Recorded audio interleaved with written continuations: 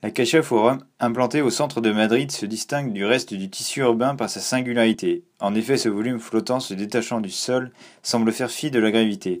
La structure du bâtiment joue un rôle clé dans la réalisation de l'édifice, assurant une continuité du projet à l'objet final. Le sous-sol, comprenant un amphithéâtre et un parking, est lié au reste de l'infrastructure par l'un des trois blocs de circulation qui constituent également les noyaux portants primaires du projet. Ces cages d'escalier sont la colonne vertébrale du projet et forment un trépied en béton armé reprenant les charges pour les transmettre aux fondations. Lorsque l'on se glisse au rez-de-chaussée, constituant une place publique, on trouve des plaques métalliques triangulaires semblant trouver leur source dans l'escalier central, non porteur, point de départ de la visite du musée. Ce faux plafond s'attache aux poutres soutenant la dalle du premier étage. On trouve ensuite les poutres du R+1 ayant un intérêt crucial pour le plancher de l'étage inférieur. En effet, le choix d'un plan libre au rez-de-chaussée induit le recours à un plancher suspendu. On fixe donc des fins tirants d'acier faisant office de liaison ponctuelle, permettant ainsi d'éliminer totalement la présence de poteaux au rez-de-chaussée.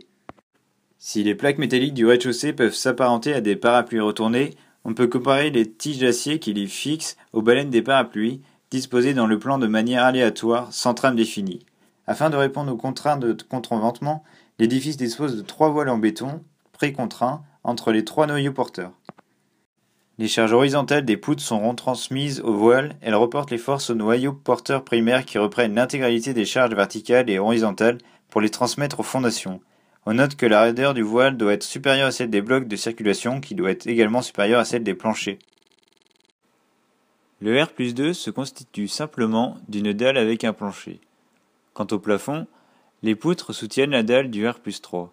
Ce système est reproduit à l'étage supérieur.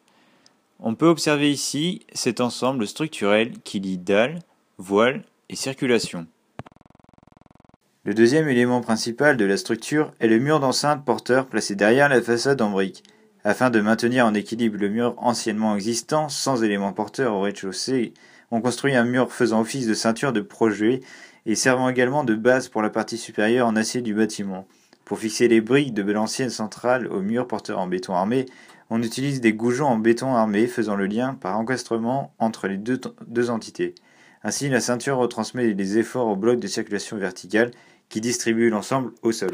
La partie supérieure du bâtiment est recouverte d'une enveloppe en acier partiellement percé, rappelant la teinte de la brique de l'ancienne centrale. Elle repose sur la ceinture porteuse, les efforts verticaux liés au poids de l'enveloppe supérieure sont donc retransmis sur celle-ci. Dans la continuité de leur œuvre, Herzog et de Meuron projettent le bâtiment comme un objet ayant pour fonction première de dégager un ressenti fort. L'enveloppe devient figure du projet. Cependant, les architectes ne se limitent pas à un traitement superficiel et dessinent la spatialité intérieure grâce à la structure, clé de voûte du projet, créant la cohérence entre l'extériorité du bâtiment et l'ambiance intérieure.